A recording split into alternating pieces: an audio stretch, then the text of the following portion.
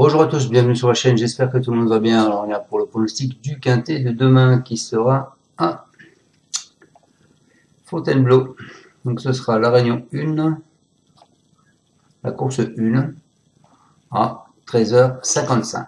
Ce sera le prix des grandes fontaines. Et ils seront 16 partants. Avant ça, on va faire l'arrivée d'aujourd'hui les amis. Donc l'arrivée d'aujourd'hui. Donc c'était à Chantilly, le 1, le 16, le 3, le 9 et le 2 dans la section 6.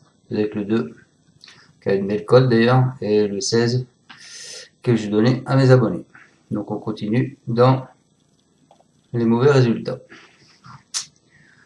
Allez, on s'en va à Fontainebleau, donc réunion 1, course 1.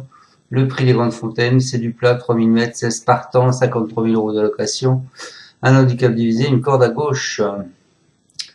Le terrain est annoncé souple. Qu'est-ce qu'on peut dire sur cette course? Alors, les favoris de la presse, déjà le 6, le 9, le 1, le 13, le 2, le 4, le 14, le 10, le 16, le 5, le 7, le 11, le 3 et le 12. Attendez-vous à des surprises. L'année dernière, les cotes c'était 11, 25, 38, 30 et 5,5. Il y a 2 ans, 12, 30, 11, 40 et 7,5. Il y a 3 ans, 8, 6, 24, 19 et 6,75. Ensuite, qu'est-ce qu'on peut dire? On peut dire que, si je me trompe pas, Shelby, le 4, a fait l'arrivée de cette course l'année dernière. Il a fini deuxième. La Templière, elle était là il y a les 2 années précédentes. Voilà. Et puis, qu'est-ce que je peux vous dire d'autre? Donc le 5 a été supplémenté, Sunfast. Le 10 est en gros retard de gain. Donc le 10, la Templière. Et vous avez le 9 qui va remettre des œillères par rapport à sa dernière course. Voilà. Comme hier, je vous ai dit que je sais plus quel cheval mettait les œillères pour la première fois. En fait, non, il remettait les œillères par rapport à sa dernière course. C'est une erreur dans... c'était le 2. Voilà, c'était une erreur dans ma façon de vous expliquer. Allez, on s'en va avec mon prono. Donc moi, je vous ai pas fait un prono comme tout le monde, je pense, puisque je pars avec Guinness Star, le 14. C'est un représentant de Thierry Pigeon. Il nous a laissé sur notre fin lors de sa rentrée à Senon, où il a fini 7ème dans un lot nettement moins huppé. Des progrès sont attendus et un terrain moins collant devrait l'avantager.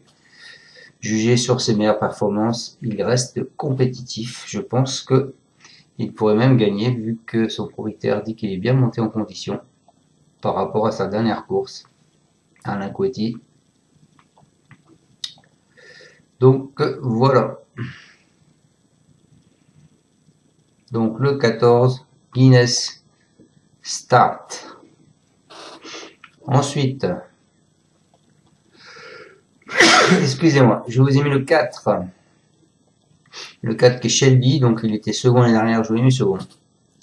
C'est un fils de reliable.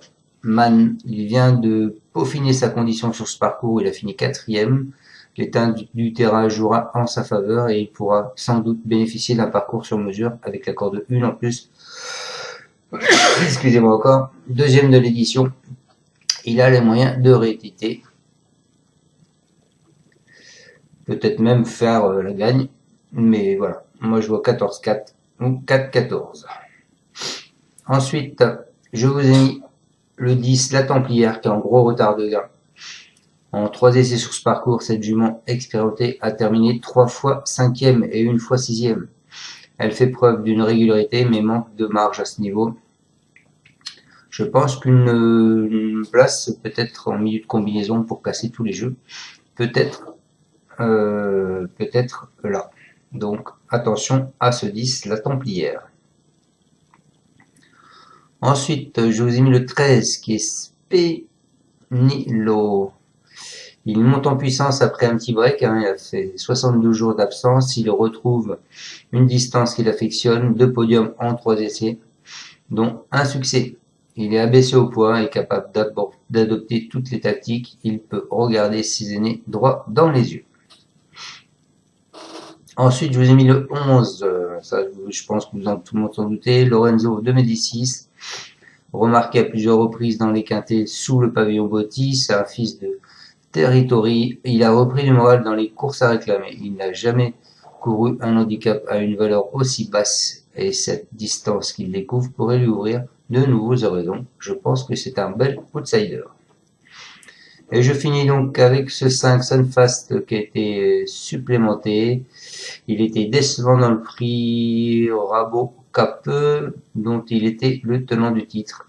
Il a ensuite été présenté à réclamer et a changé d'écurie à cette occasion. Il apprécie Fontainebleau, mais il aurait sans doute préféré des pistes un peu plus souples. Malgré la montre de Monsieur Quintet, d'autres candidatures sont peut-être préférables, mais pourquoi pas. Aujourd'hui, Monsieur Pasquier nous a mis le bec dans le nez, donc il va peut-être falloir se rattraper demain.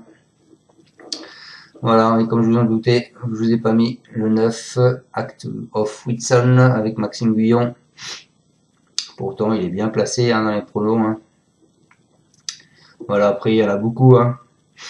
Vous avez aussi à se méfier le 16, Auteur, qui peut faire quelque chose. Vous avez...